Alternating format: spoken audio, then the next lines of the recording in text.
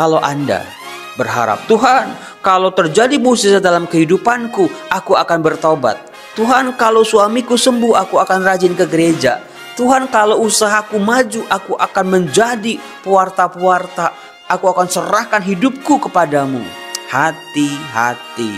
Mukjizat tidak serta-merta membuat manusia, termasuk saya dan juga Anda, untuk percaya dan bertobat. Salam damai sejahtera saudara-saudaraku yang terkasih, pencinta firman Tuhan. Berjumpa kembali dengan Bible Learning with Father Joseph. Saudara-saudara, bagaimana kabar Anda hari ini? Sudah makan belum? Dimanapun Anda berada, saya begitu berharap semoga Anda dalam keadaan sehat, dalam keadaan yang baik. Saudaraku, lagi dan lagi, saya akan selalu mengingatkan saudara, tidak akan pernah bosan-bosannya ketika Anda membuka hari di pagi hari, baru buka mata, baru mau mulai beraktivitas, awalilah hidup Anda dengan doa. Sediakan waktu buat Tuhan, ngobrol sama Tuhan, mumpung di pagi hari masih sepi, masih tenang, pikiran kita pun masih segar, belum disibukkan oleh aneka macam kegiatan kita. Untuk bahan ngobrol dengan Tuhan, kita bisa dibantu ketika kita membaca firman Tuhan. Tuhan berbicara kepada kita. Tuhan menanamkan pesannya kepada kita. Firman-Nya halus masuk ke dalam pikiran, hati, dan pelan-pelan menggerakkan tangan kaki kita untuk bergerak mencari kehendak Tuhan sepanjang hari kita. Percayalah, kalau Anda secara rutin memulai hari Anda dengan doa, membaca firman Tuhan, meresapkannya, hidup Anda akan berubah pelan-pelan menjadi jauh lebih baik. Saudara-saudaraku yang terkasih, di tangan saya ini ada satu benda yang mungkin juga ada di rumah Anda. Apakah Anda bisa tebak ini apa? Ya Romo, ini namanya handuk untuk ngelap tangan. Saudara-saudara, biasanya kalau kita menggunakan benda ini, biasanya kita habis ngapain? Ya habis nyuci tangan lah Romo, ketika tangan kita basah oleh air.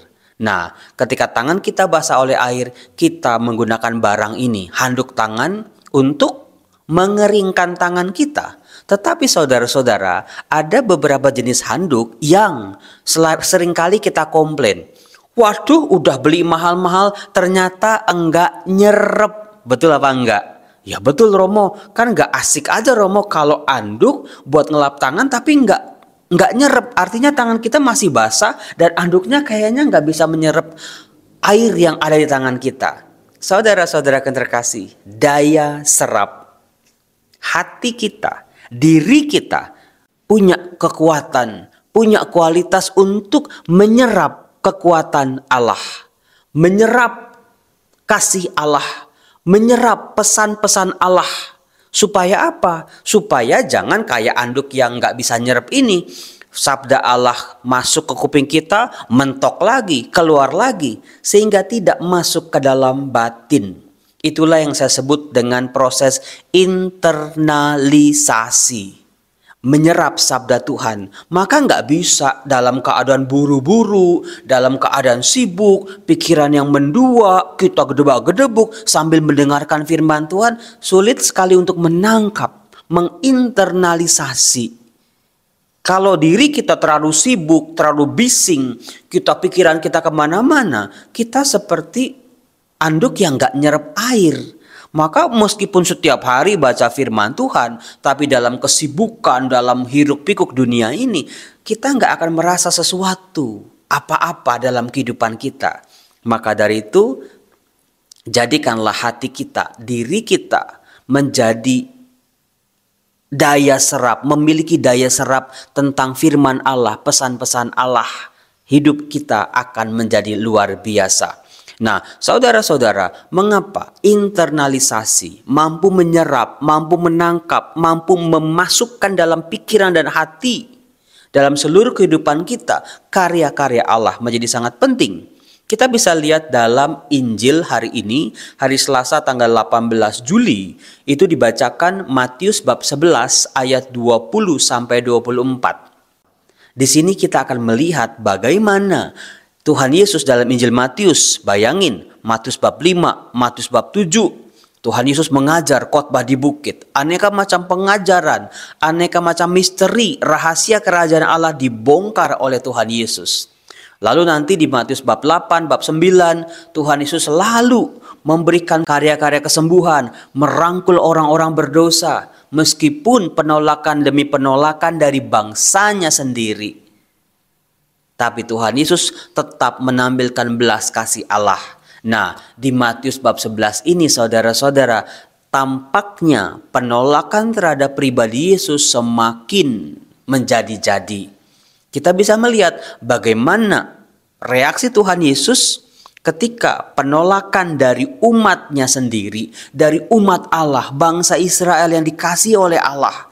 Ketika Tuhan Yesus berbicara soal jalan-jalan Allah, menghadirkan wajah Allah di tengah-tengah mereka, mengajak mereka pada pertobatan, kok mereka malah nggak nangkep, kok mereka malah nggak ngerti, kok mereka malah nggak memahami, sampai-sampai mereka menolak untuk bertobat.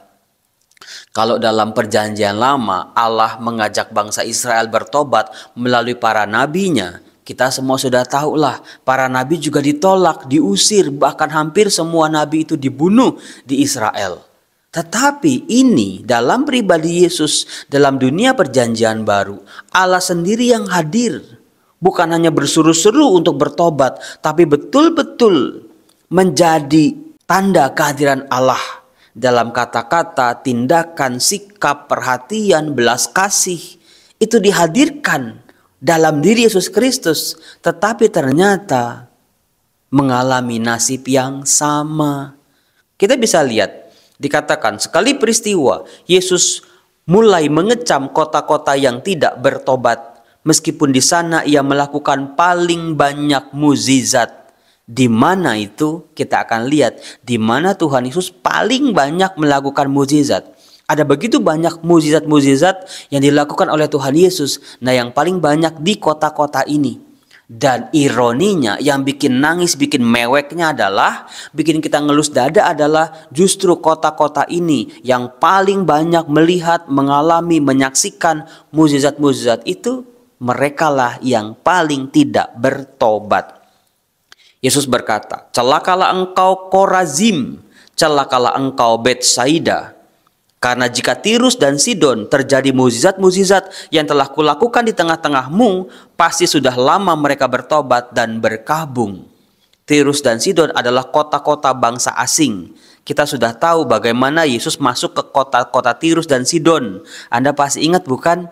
Di mana orang banyak percaya pada Yesus, membawa orang-orang sakit mereka, meminta kesembuhan, meminta mukjizat, dan terjadi pertobatan di sana. Tetapi justru di Korazim, di Betsaida, tempat markasnya Yesus, tempat Yesus banyak melakukan karya-karyanya, di situ malah Tuhan Yesus tidak dihargai. Bahkan mukjizat-mukjizatnya yang luar biasanya pun tidak memancing orang-orang di sana untuk bertobat. Dikatakan kota yang ketiga, dan engkau Kapernaum. Kapernaum adalah sebuah kota di pinggir Danau Galilea, tempat tinggalnya Petrus dan beberapa murid-murid yang lain, bukan? Disinilah banyak terjadi mukjizat. Yesus memanggil para muridnya, pengajaran banyak terjadi di sini. Apakah engkau akan dinaikkan sampai ke langit? Tidak. Engkau akan diturunkan sampai ke dunia orang mati.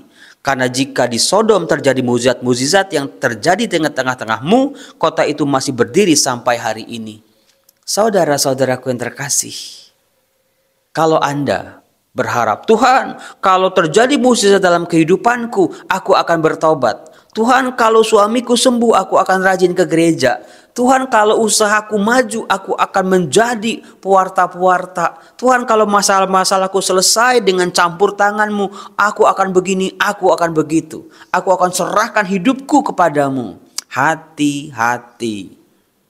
Karena mukjizat, hal-hal yang besar, hal-hal yang di luar nalar manusia, keajaiban-keajaiban itu tidak serta-merta membuat manusia, termasuk saya dan juga Anda, untuk percaya dan bertobat menanggapi tawaran kasih Allah. Nggak bisa, nggak jamin saudara-saudara. Buktinya ini sudah dikatakan oleh Tuhan Yesus. Karena apa? Nah, ini dia. Yang salah bukan mukjizatnya, yang salah bukan si pembuat mukjizatnya, tetapi ada yang keliru, ada yang tidak beres di sini. Yaitu bagaimana orang-orang yang menyaksikan mukjizat, orang-orang yang berelasi dengan Tuhan Yesus, orang-orang yang melihat, mengalami, mendengar, bahkan berdialog, berbicara, hidup bersama Yesus, tidak terjadi proses internalisasi, proses pengendapan, proses pendalaman firman itu. Itu yang paling penting saudara-saudaraku yang terkasih. Maka bagi Anda yang sudah baca firman Tuhan setiap hari, mungkin mendengarkan Bible learning setiap hari, aktif di gereja, ikut ini dan itu, jangan pernah lupa, sediakan waktu tenang, waktu hening, memaknai peristiwa-peristiwa dalam kehidupan kita, merangkai benang-benang merah dalam peristiwa-peristiwa itu.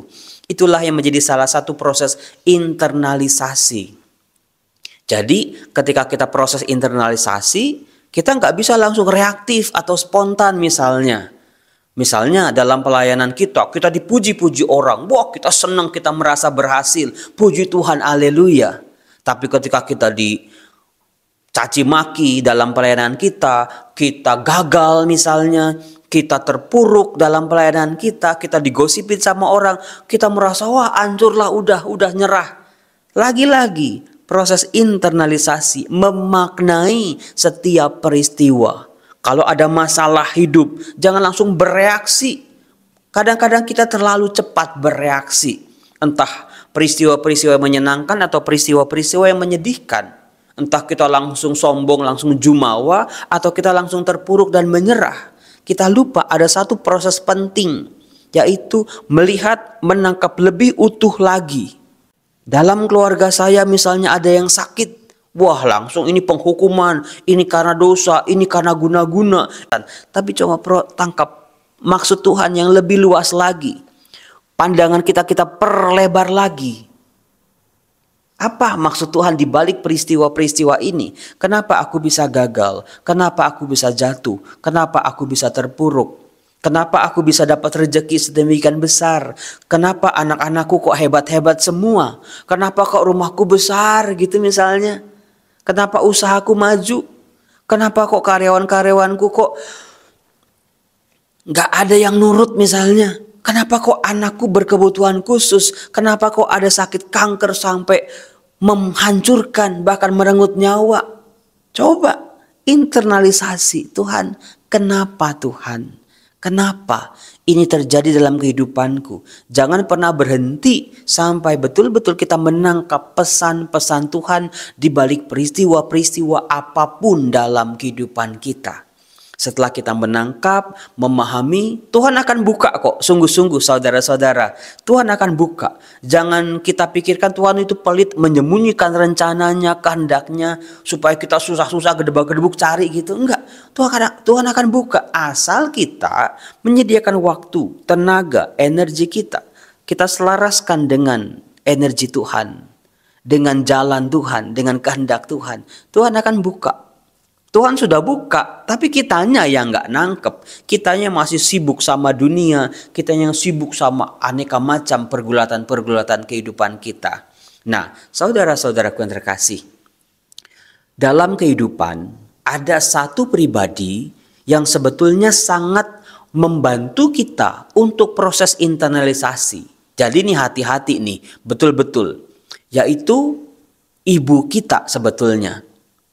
Maka para ibu sejak anak-anak kecil coba ajari anak-anak jangan langsung bereaksi terhadap aneka macam peristiwa kehidupannya. Ajak anak-anak untuk bicara ya dengan gaya mereka, dengan daya tangkap mereka tentunya. Mereka memahami ketika mereka berhasil, ketika mereka gagal. Coba ajak anak-anak bicara. Supaya tadi ketika berhasil jangan langsung sombong kelewat seneng, ketika gagal jangan langsung terpuruk bahkan sampai mau mengakhiri hidup. ibu kita, yang mendidik kita, yang menyusui kita, yang membesarkan kita, yang mendoakan kita, yang berjuang sama kita, pribadi inilah yang paling menentukan bagaimana apakah kita bisa menggunakan atau memaknai peristiwa-peristiwa kehidupan kita. Hal itu paling bisa kita lihat dalam bacaan pertama hari ini, yaitu kisah tentang kitab Keluaran. Bagaimana awal cikal bakal Musa muncul dalam kitab Keluaran. Kalau Anda baca kitab Keluaran bab 2 ayat 1 sampai 15, Anda akan melihat bagaimana peran penting seorang ibu ternyata. Dikatakan, waktu umat Israel ditindas di Mesir, ada seorang pria dari suku Lewi yang kawin dengan seorang wanita dari suku yang sama. Wanita itu mengandung, melahirkan anak laki-laki, ia melihat bahwa anak itu tampan. Itu kan berkatnya luar biasa ibu ini. Perempuan ini luar biasa diberkati bukan? Tetapi ternyata saudara-saudara, waktu itu Firaun Mesir menyuruh anak-anak sulung, anak laki-laki, orang-orang Ibrani harus dihukum mati, dimasukkan ke dalam sungai Nil. Nah, ibu ini berjuang saudara-saudara. Meskipun dia akan menentang titahnya Firaun, dia berjuang demi anaknya. Dikatakan disembunyikannya bayi itu 3 bulan lamanya. Tapi lama-lama tidak bisa disembunyikan, maka diambilnya peti pandan, dipangkalnya dengan gala-gala dan ter. Jadi dia membuat perahu kecil dengan pandan, lalu juga dibentuk sedemikian rupa sampai bisa mengambang di sungai Nil. Lalu bagaimana dia menyuruh kakak perempuan atau anak perempuan yang dia miliki untuk menghanyutkan bayi ini ke sungai Nil untuk dapat diadopsi oleh putri Firaun yang biasa mandi di tempat itu. Kemudian juga bagaimana ibu ini ketika anak itu diangkat dari sungai lalu diadopsi oleh putri Firaun, ibu ini muncul lagi. Dia meminta supaya bayi itu bisa disusuinya. Dia didik, dia rawat. Lalu ketika sudah besar, anak itu diberikan kembali kepada putri Firaun. Saudara-saudaraku yang terkasih, pengorbanan seorang ibu demi anaknya hidup, demi anaknya bisa bahagia, itu di luar pikiran kita loh, betul-betul. Maka hargai ibu kita. Bagi setiap ibu, coba ajari anak-anak bagaimana bisa memahami, menginternalisasi sabda, peristiwa-peristiwa yang terjadi dalam kehidupan. Coba masuk dalam batin. Romo, ini tugas berat Romo. Anak saya disuruh makan aja tuh cuman iya entar. Disuruh cuci piring, entar besok. Disuruh ngerjain PR, ngegame terus. Jangan pernah menyerah. Karena anak-anak berlaku demikian karena mereka tidak tahu manfaatnya apa, resikonya apa, konsekuensinya apa. Mereka perlu tahu. Sabar, kesabaran, kasih, ketulusan menjadi sangat penting untuk mendidik anak-anak kita. Saya berdoa buat setiap ibu, semoga setiap ibu di dunia ini betul-betul menjadi ibu yang luar biasa. Anda sudah melakukan banyak pengorbanan, banyak kasih, banyak cinta untuk anak-anak, untuk keluarga Anda. Semoga hidup Anda betul-betul menerima kasih karunia, kekuatan dari Allah. Semoga Tuhan senantiasa memberikan rahmat demi rahmat untuk setiap ibu membesarkan anak-anaknya. Buat setiap ibu yang kesepian, setiap ibu yang sedang sakit, semoga rahmat Tuhan juga bekerja dalam hidup Anda. Setiap ibu yang sedang pusing dengan pengeluaran, pusing dengan masalah rumah tangga, kekuatan Allah boleh mengalir dalam hidup Anda semua.